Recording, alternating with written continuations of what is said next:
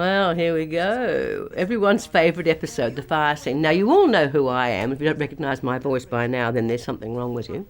And I've got a special guest with me today to help me out. Who would like to introduce herself? Go! Indeed I would. My name's Yenta Sobbert, and you might remember the character I played, which was called Heather Trapp. However, I'm sure that you'd remember me more as Mouse. You see, I'd actually forgotten your name was Heather Trapp. No, you said Mouse. Mouse Trap. Trap, get That's it? right, yes, I get it all right. This is your last episode in the show, isn't it? It is. Yeah. However, I'm only in the beginning for, a small amount of time. However, filming this particular scene, well, obviously it took a lot of choreographing because of using the stunt people that had to be wrapped in a solution of wool mix, eucalyptus, and then woolen bandages to actually... Did you witness all that? Oh, yes, but I had to do the screams as... I thought that the girl who actually... Was it a girl who played you? Was. It was, yes, who actually got the walk really, really well, which we'll see a bit later, of course, because we all know, of course, what happens to poor old Mouse in this episode. I assume you know. If you don't, anyway, we won't give it away. You'll just have to wait and see. This is scary. Wouldn't that be scary in that situation, being locked in, not being able to get out? I think those women were doing very well for extras, don't you? Oh, absolutely.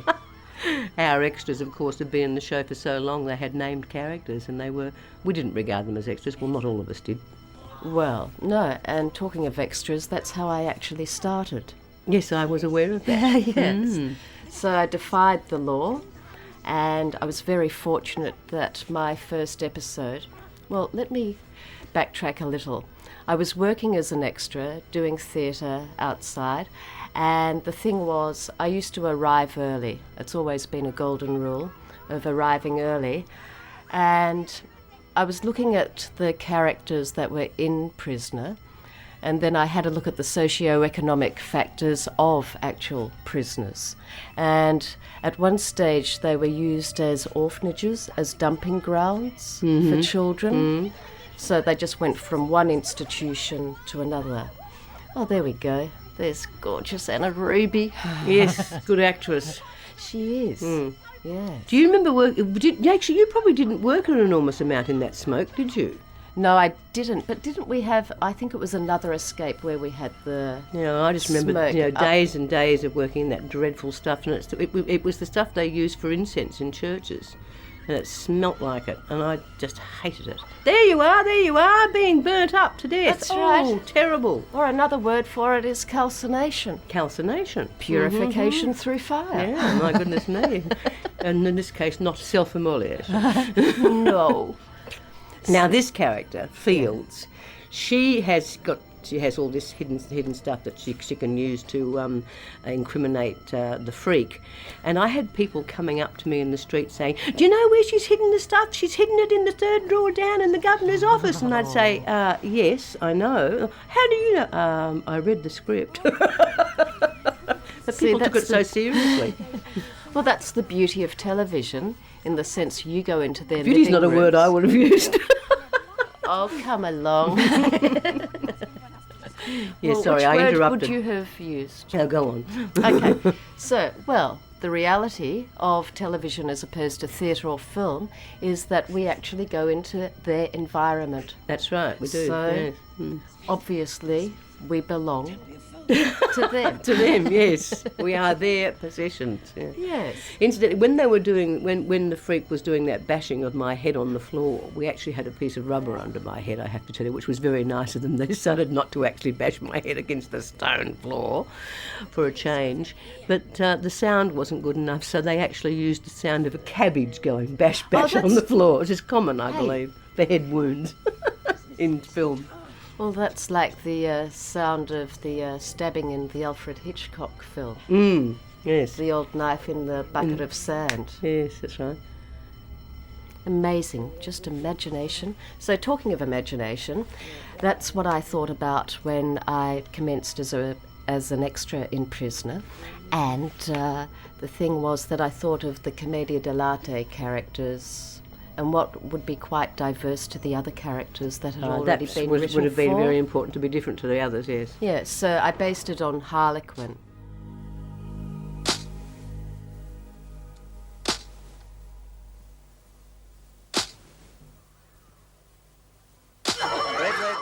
So that's what I based the character of Mouse on, and I was very, very fortunate that my first script, guess who wrote it?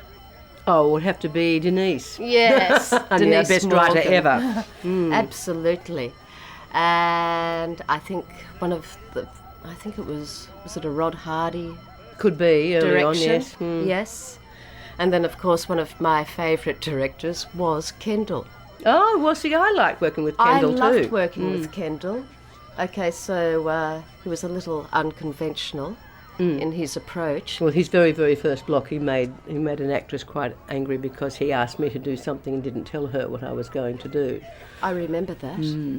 Yes. And I had to throw something at her as she made her entrance. And my shot was so brilliant that it went so close to her and didn't touch it, but her hair lifted from the air. And I hit the door jamb, which is what I was aiming at.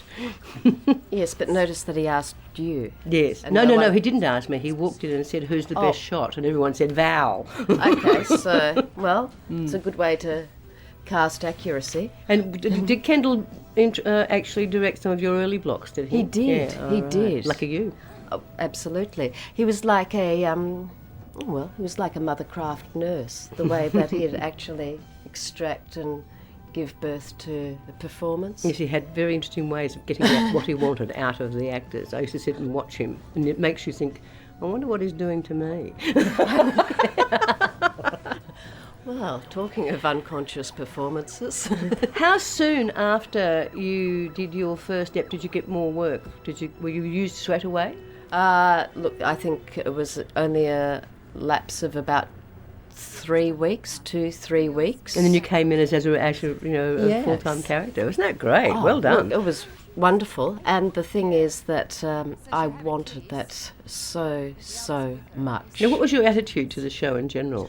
Well, I was so fortunate because with the show, the cast and the crew, the writers, I was in the best company. Yes, I think. And you're right. because So it I was a was- great yeah. company. Mm. And because I was the youngest An in the ensemble. cast at that stage, everybody was so generous to me in teaching me. So there wasn't, and I asked, and so exceptionally generous. And it wasn't only actors that were taught on that show too. We trained directors, we trained floor managers and sound and lighting. It became a whole training program, I think. Writers and some producers.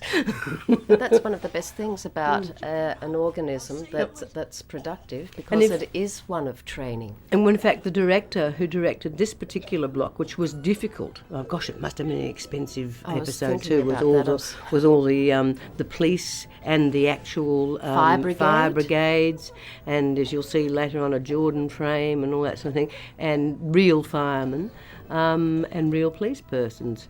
It was a very expensive, and she was very fortunate that she was entrusted with an episode like that. But she had actually started off on the program as a director's assistant and actually moved up to being a director, which was great. And she actually won a number of awards. Sadly, I think she died this same year of a tragic accident in Bali, which was a great loss to us and the industry. Juliana Vogt we're talking about. What was her nickname? Was it Aardvark? Aardvark? Or Lips on Legs, she was called too. She had huge, long legs. Very pretty girl.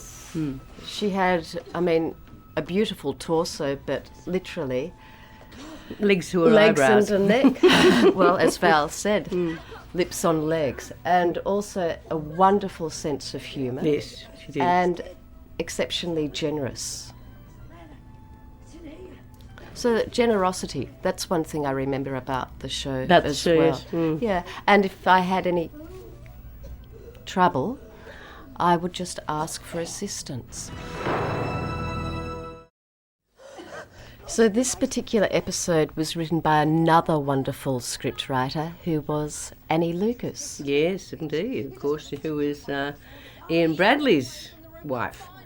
and also a wonderful Actress, indeed, yes. from WA, another... Oh, well, all the best people come from Western Australia. We all know that. I know. Well, I've got a great heritage from WA. Do you? Oh, absolutely. I didn't know that. Yes. My father was born in WA, Uh-huh. and my brother's UWA, so That's all right. Goes then. Well, through. you're I'm accepted, am highly I? acceptable in that case. And of course, my mother, she's from South Australia. Mm-hmm. Phew. Where they take their culture so seriously. Well, you see, they do. That's a bit of a national joke, isn't it? I know, it is. Sorry, all you South Australians. Well, people ask me how I was attracted to acting and music. Well, it was a foregone conclusion because we'd have soirees at home. I didn't know any difference. You're different, no. And I'm the only one in the family that doesn't play, more than 2 instruments. Then, well, how musical did you miss instruments. Oh no, I had my pony. I see, yes, right, no. So no, I was the child that would, and I'd either go to golf courses, collect the missing golf balls, Oh, I see. then Raise enough sell money them back buy to the something more new for your golfers. pony, huh? So, but we used to put on a lot of theatrical productions at home. Rona McLeod's in this episode too. Rona was a very well-known actress, and I suppose she still is. I don't mean that was, and I haven't seen her around for quite a time. She's the one that's being heavily pregnant. in this. Yes. And that's interesting because I that storyline, when I saw watching the tape yesterday, I thought, oh heavens! I thought that storyline was much earlier in the show, because I remember what happened when the women are transferred to the men's prison. Incidentally, were you aware that this particular episode was shown, and the prisoners at Fairley Women's Prison thought, what a good idea, set a fire to cover an escape. Yeah. And they did exactly that, and a couple of people were killed and they were transferred to a men's prison exactly as we were in the show. And from thence forward, they were never allowed to watch the show again. And also, I think the production company also got into trouble about Got some that flack too. about it, yes, Flack, they did. yes. Indeed, they did. And Judith McGrath, the gorgeous Judith McGrath.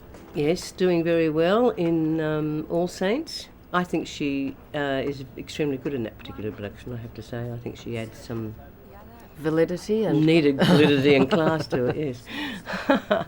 Now, what's very interesting also about this particular production, which I said very expensive with all these original vehicles and what have you, is that the scenes on the ladder, which you're about to see in a moment with Maggie Kirkpatrick and me and Anna Hruby, were actually shot on a real ladder that does exist still, coming out of the storeroom, and it's about 20 feet high and it's metal, and it goes to the roof on this building. That's all absolutely real. It was shot on location. And we were given harnesses for the second part of the thing, because we were sort of hanging off this damn ladder 15 feet in the air. And the Jordan frame that they put Maggie Kirkpatrick on is a real Jordan frame, and they did winch her out of that manhole, and they did use a crane when that actress was winched off the roof and back onto the ground.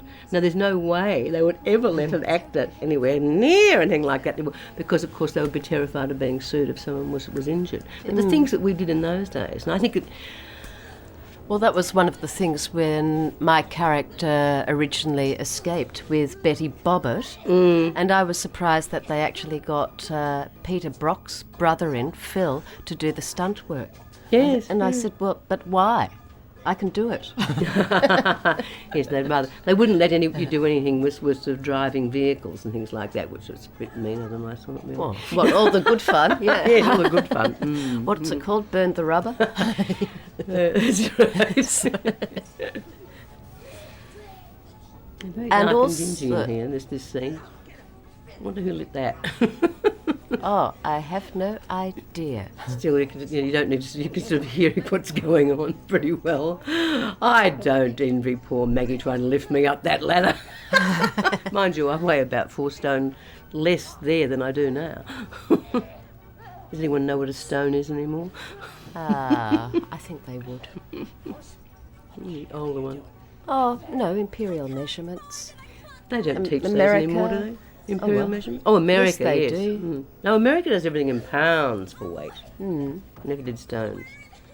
I don't think it would take much of a quantum leap to...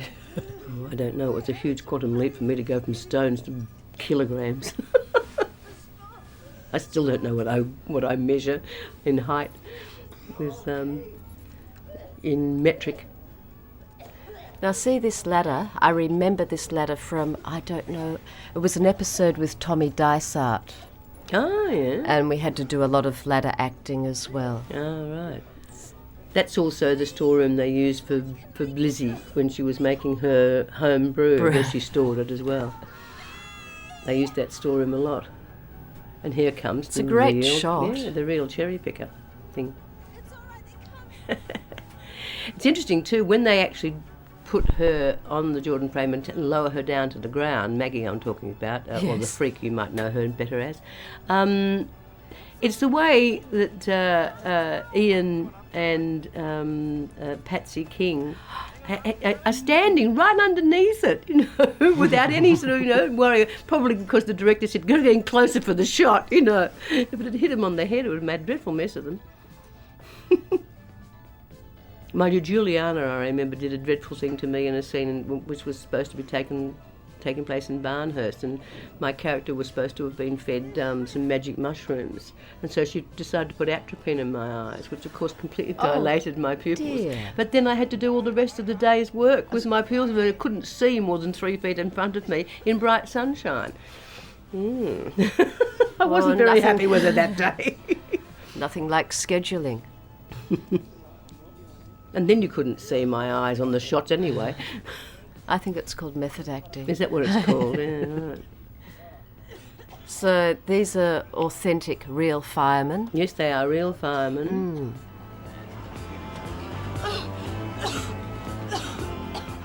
Yes, the only thing that's not real is my acting, really.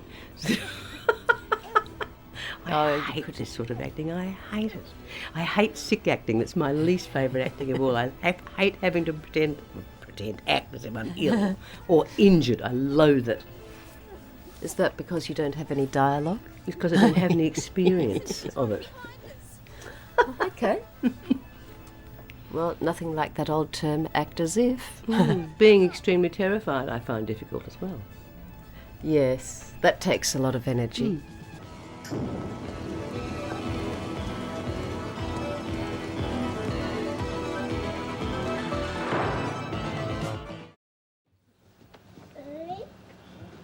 Well, you were very heavily involved in the pantomime. Do you remember the pantomime? I do indeed. And then the subsequent tunnel scene where that dreadful woman locked us all down in the tunnel, Rowena Wallace. That's right, I can't remember her Rowena. character's name. Do you remember her character's name? No, I don't. She played a schizophrenic. I remember that because I can remember Colette Mann used to say to her, "How are you both today?" I don't think Rowena thought very much of that actually. Oh. So with that tunnels, the pantomime, I think I played the character called, what was it? Buttons. Buttons, that's right. right. Yes, I played an ugly sister, of course. I could have played both of them, actually, but they gave the other one to Betty Bobbitt. She played the other one. So with my mouse character and Betty Bobbitt, Judy Bryant, we escaped together. So that was lots of fun. Yes, well, at least you got to escape. I get stuck in the tunnel with Lizzie and Doreen, and my character suddenly discovering after 10 years in prison that she was claustrophobic. Oh dear me! And you have to try and make this believable too. And you did. So had she been masking this? No, Fear or- no one had ever told her that's what was wrong. See? Hey, suggestion. She So discovered it powerful. suddenly. Yes, that's right. So one of the best things, well, the funniest things was that with Betty Bobbitt, and my surname being Sobbit, we were, one of the outside broadcasts was is called I think it was called a MMBW drain, which is basically a water drain, and that in those days we did have rainfall. Melbourne Metropolitan Board of Works. Yes. And there was slime at the bottom of one of these drains, and I can remember that Betty slipped, I went in to help, and then I slipped, and we just shot down this drain like a couple of, oh no, it wasn't a good look. Down a slippery dip. We looked like a couple of... And what's the story about the salmon. concrete? Oh, the concrete when the escape... well, what happened was to have authenticity, I think, for the echo of the sound. And I think there was a wonderful actor called Wyn Roberts. Oh, yes. He was in that as well. I think he played some Couple of patriarchal characters and governor. also. So what they had to pour concrete, and I think there was as I mentioned, a fellow called Phil East. He was Producing. I remember Phil very well. And I don't think they poured the concrete earlier enough. It was still wet. Well, we were expected not only to walk on water, but walk on wet concrete. Lord alive.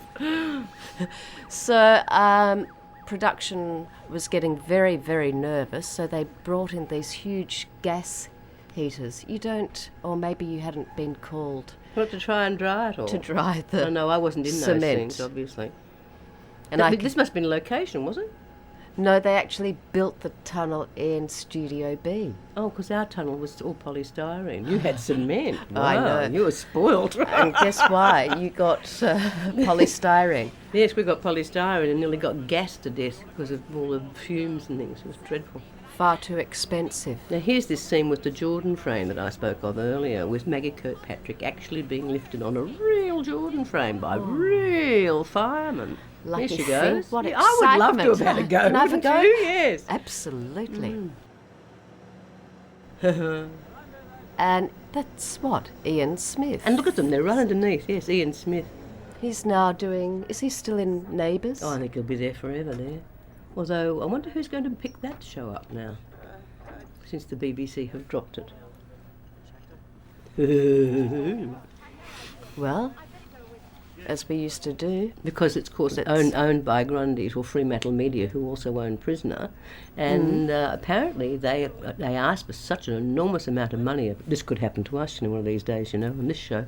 Enormous amount of money for it. But they were obviously very, very confident they could sell it for an enormous amount of money elsewhere. And I think that perhaps ITV or one of those companies, who actually was the first company to pick up Prisoner in the UK, have picked up Neighbours, or going to pick up Neighbours. Oh, look, here we are in the back of the ambulance. Mm-hmm. Oh, I'll tell you something about the pantomime that I remember too. The fact that we were all in those costumes and we were actually shooting it quite close to Christmas, as I remember. And the cast did their very first personal appearance in a supermarket, and we were running so late for the appointment to go down to this supermarket that we actually all had to turn up in our costumes, pantomime costumes. Of course, the people there assembled were expecting Prisoner stars. They weren't expecting Cinderella and the Ugly Sisters to turn up. So was that a local supermarket? It was. Or It was a was local. it a mall? It was a Forest Hills supermarket, I think it was actually. Or supermarket, shopping centre, shopping mall, one of those things. You mean I can walk out of here any time I like? Yes. Well, as soon as the doctor's finished. I went to all that trouble, and it was all a waste of time. Yes, Anna Ruby, that's what happened. Gee, that's terrific.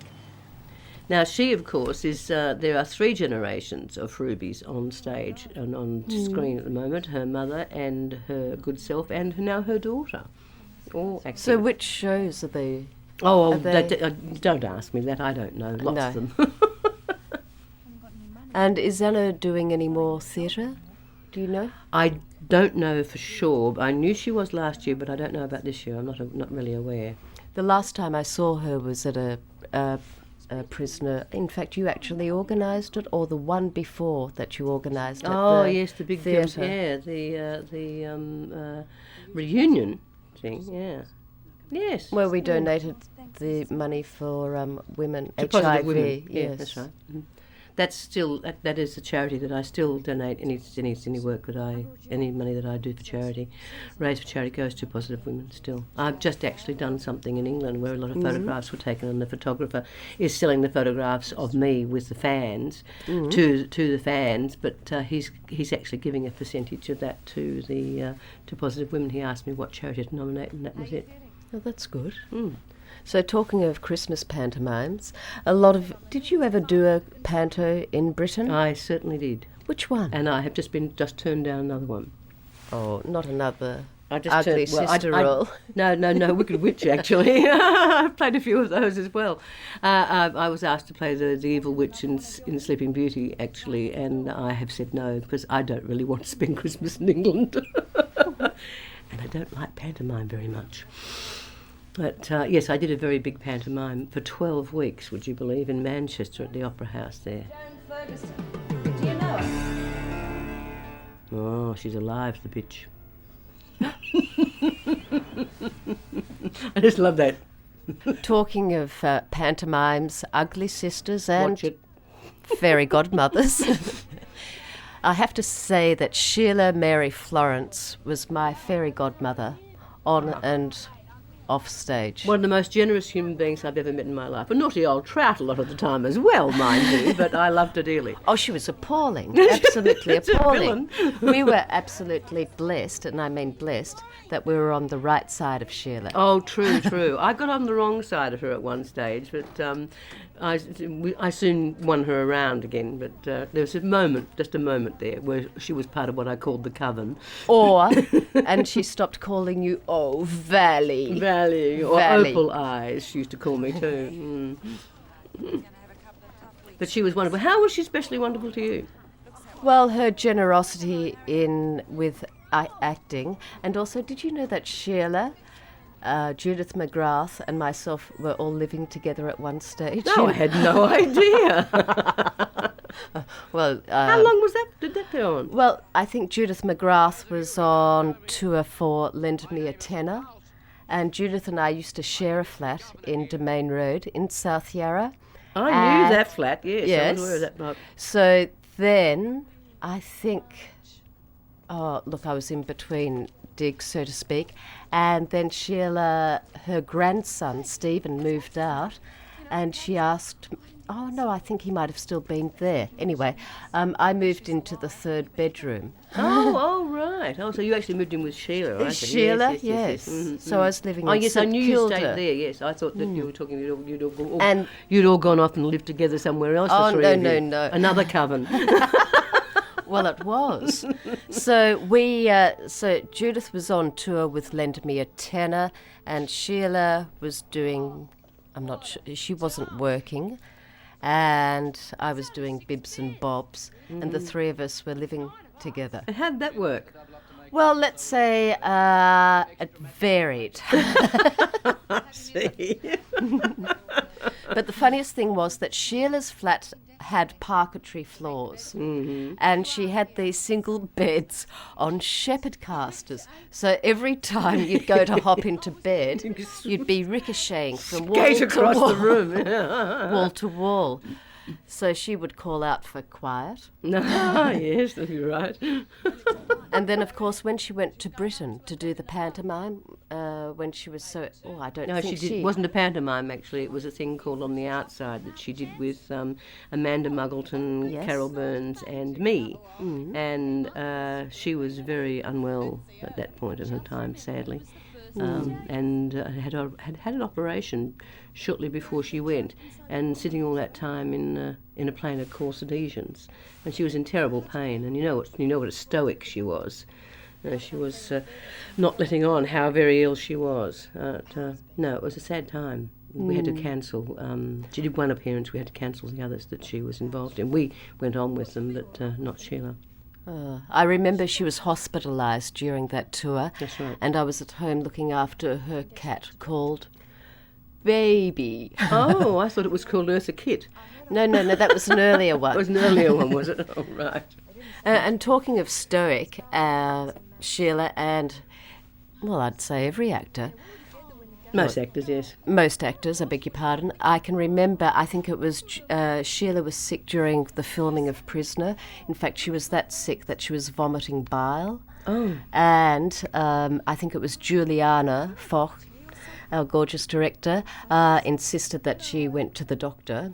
And of course, Juliana had to check with Phil East that it was permissible. Yes, that's right. So I accompanied Sheila, and when we arrived at the doctor's surgery, she went in, and all I could hear was, "You must know that I'm in the only profession that never has a day off." Yes, that's right. Because he insisted that she go home and have go a day to off. bed. Because you know that you know the marvellous story about her when she was on doing Mad Max, Oh, and she broke broke her her leg.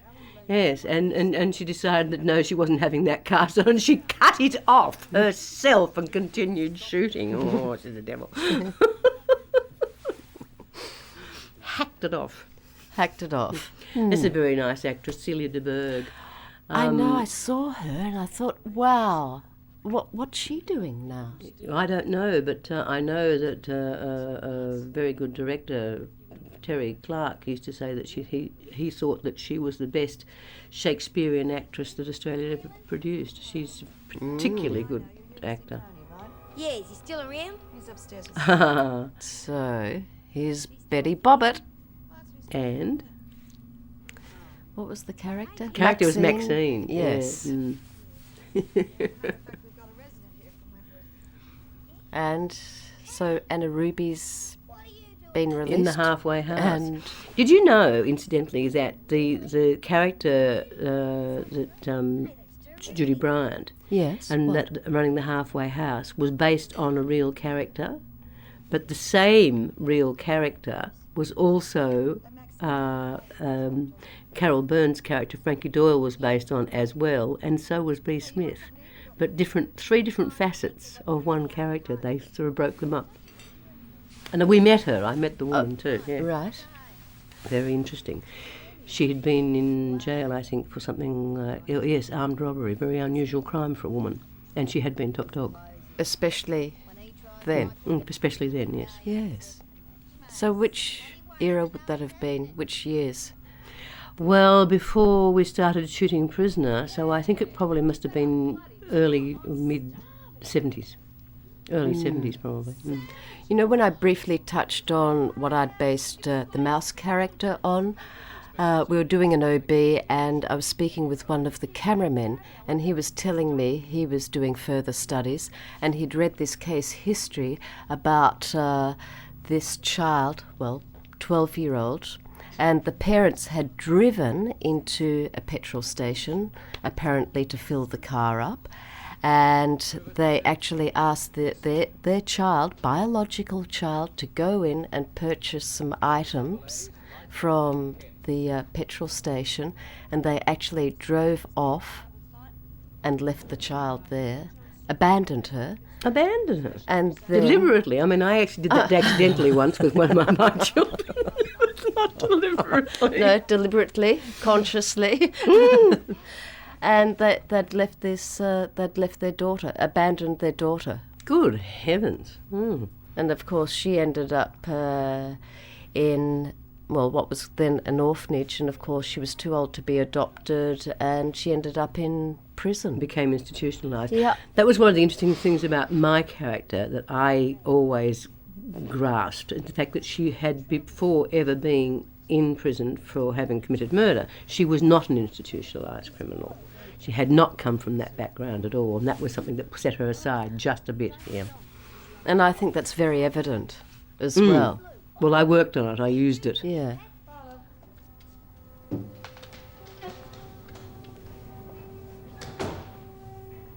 So is Wayne Jarrett in? No, he's, I think, left the show. Well, had not, perhaps, no, he's left the show by that stage, I think. Yeah.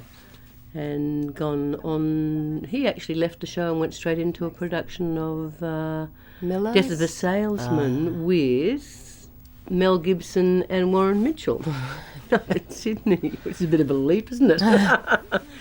Sadly gone now, so yeah, died very young.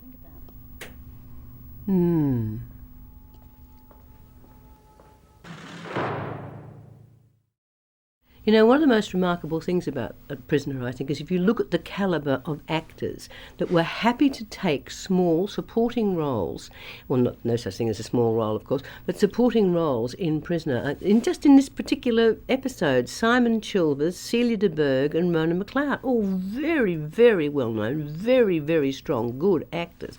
But they were willing to take minor roles in Prisoner, I think, which is a tribute to the show. It was a groundbreaking show, and it was very important for its era. Well, they were not only wanting to, they were really vying Yes, for happy to. Yes, very happy parts to. on the show. That was one thing one of the guests said to me, and that was, oh, you're not really all that scary after all. So I sometimes wondered what some of the male guests were thinking before they yes. actually entered the tunnel. Yes, coming into a room full of women, yes, who've murdered people. And what you were saying about the calibre of different actors, what about, is it Marion? What was Marion Edward. Yes, unfortunately She's gone Recently. too. Yes, that's very sad. But she's a fabulous actress. Did so much work at Melbourne Theatre Company, what have you, and quite a bit of screen work as well. Oh. What are you doing now? Well, one of the legacies from Sheila Florence was that to be a good actor, you had to work on your voice. Because she used to cite that example from that American academic saying, what is communication? What is the percentile value of body, tone and content? So obviously... So you started working on your voice. Well, that was also a legacy of Amanda. Ah, too, yes. Well, because she's of very her qualified in that trading. area, yes. And training in the UK. So what I did quite a few things, because what happened before I got into Prisoner, because I was originally enrolled to do law. Were you? Yes, I Oh, was. got a little Porsche here. Oh, I love Porsche. So I was in line to sign up, and I mean sign up, for law, and I looked around and I thought, nope, I want to act professionally. I flirted with law when I was very young, and my mother said to me, Valerie, you won't like it. There's lots of law, not much justice. Good response. So after, did I ever tell you the time that Sheila, because of voice, and her grandfather was a surgeon? I knew that, yes. Yes, and he was one of the first boys to have an X-ray machine I in didn't know that. Victoria. So what she wanted to do was very generously offered to put me through medicine, Oh, which was fantastic. really very, very generous, but, well, funding. So obviously I didn't do it. However, what led me to what I'm doing today is not only acting and my love of voice. I went back and I did anatomy, physiology, then I did speech therapy. So I'm now working in the realm of working with people's voices, whether they've had accidents. No, that's fantastic. Oh, I adore it. You also have a sister who has a marvellous voice, don't you? I do. Yes. Yeah, she was a dramatic soprano. Well, our mother, she was an opera singer, and she had a dramatic soprano voice, but she went into biochem, and now she's working in the area of breathing, intelligent breathing. So there's a link there. Yeah, there is a link, yeah. And also being in Australia and that Asian rim, I also do a lot of accent modification for Asian speakers. Oh, that's an interesting area, my goodness. Well- I bet there's a lot of demand for it too. Growth, because a lot of these people will have triple doctorates, but nobody can Understand them. when they speak English, yes. Well, attempt to. Yes, and there's the accent modification, and then teaching, as I was referring to Sheila. So you've got your body, which is 55%, and then the tonality of your voice, 38, and what's content?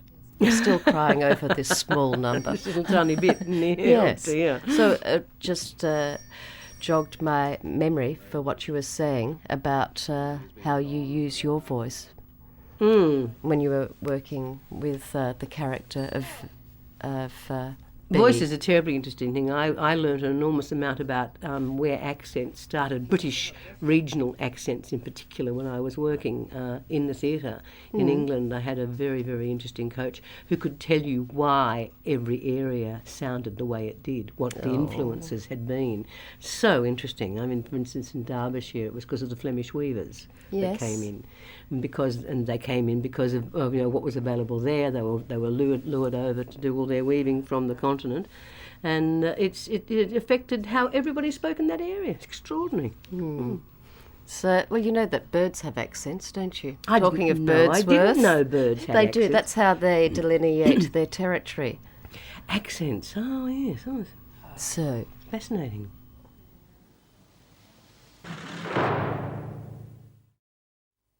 Now, you talked a lot about Sheila Florence and how generous she was to you, and sadly we've lost Sheila. Are there any other actors in the show that you sort of still keep company with or run into or see a lot? well, yes, there are. Well, I've just recently caught up with Amanda Muggleton again. Miranda Mugglesworth, yes, one of my favourites. Snugglepot.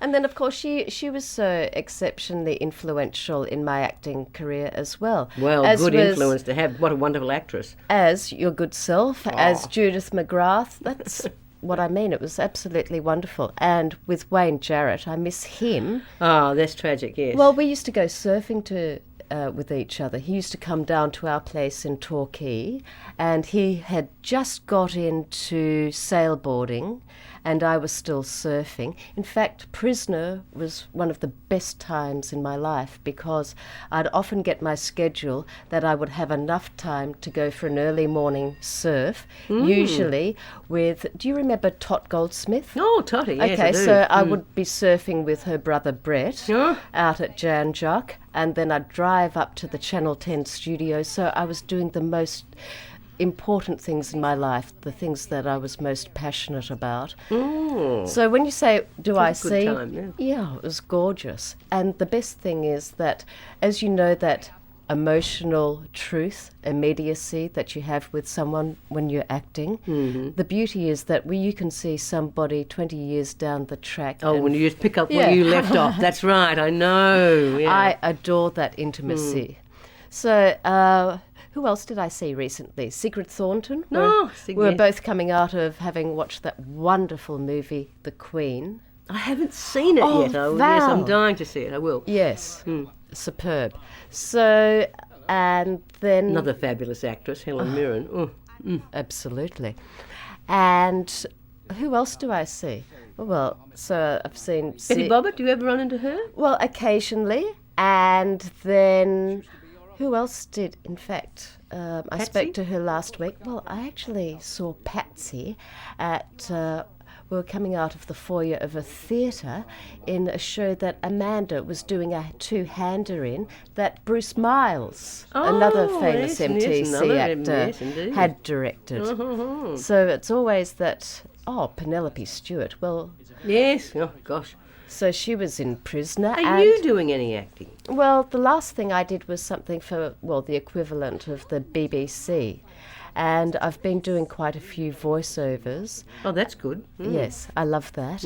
And Don't the have to look your best for a voiceover. Oh, yes, and we did in Prisoner, didn't we? Oh, it was gorgeous. What are you talking about? Well, they would have saved a lot of time and money on production with makeup. And those couturier gowns. Oh, yeah. So I speak to Penelope Stewart. She's at the MTC Yeah. on a daily basis. And Oh, she was at the RSC at one stage, wasn't she? no. Was that that's Penny? That's Downey. another Penny Penny Downey. Downey. That's right. Yes. So, well, I mean, I knock into you occasionally, You so do, to speak. yes. Well, we run into each other every now and then. So who else do you see? I mean, I do see, Patsy's a server at the local church The up church, the road, yes, yes. along with Anne Pendlebury, who was also at the MTC. Yes. And Scott Pendlebury. Yes, and I speak with Fiona Spence. Yes, Quite yes. every time I go to Haven't Sydney. seen Fiona and Denise for a long, long time, actually. Oh, well, you're When I both go to keen Sydney- gardeners. You should be. Yes, indeed. When I go to Sydney, I quite often see Carol Skinner. Oh, we love And- Skinner. Yeah, and I saw Carol Burns recently quite a bit up in Queensland, which With was that nice. show you were directing. Yes, and I occasionally see Maggie Kirkpatrick in Sydney as well. Oh, what about and- Kirsty Child, of I haven't course? seen Kirsty for a long time. Kirsty's actually. on Great tour. friend, of course, of Carol's. That's Is she what- on tour? What's she yes, doing? I'm not sure, but she's it. I put you on the I'm spot not. now, haven't I? Yes, under Milkwood, Oh, really? With a Welsh accent? I'd say so. I would think so, yes. I'm about to do Inheritance, one of Hanny Rayson's plays. you lucky thing. Which is on the Year 12 literary syllabus, so that's going to be very interesting. I did see the first production you? of Well, I'm that. playing It's- dibs. Oh, you lucky. Nothing lucky. Very Well, nice. You'll be busy. I'm very busy, yes, a big part. Yes, so I do not. I miss not acting on a regular basis, and I love that camaraderie, and especially when you get a good script. Yes, which is not as frequent as it ought to be. Well, maybe. That happens to us. We're not training our script writers, I think you're absolutely right. so. Well, thank you very much for listening, and thank you for coming along. And thank you, everyone, and I hope that this has been of use to you and has provided, lots of interest into one of the best Australian productions ever made in Australian theatre television. Yes, I agree with you, absolutely. I'm very proud of Prisoner. Yes, and thank you, Val. Lovely to see you. You too. When morning comes around, last night I dreamed we were together, sharing all the love we'd known, till I had to face the nightmare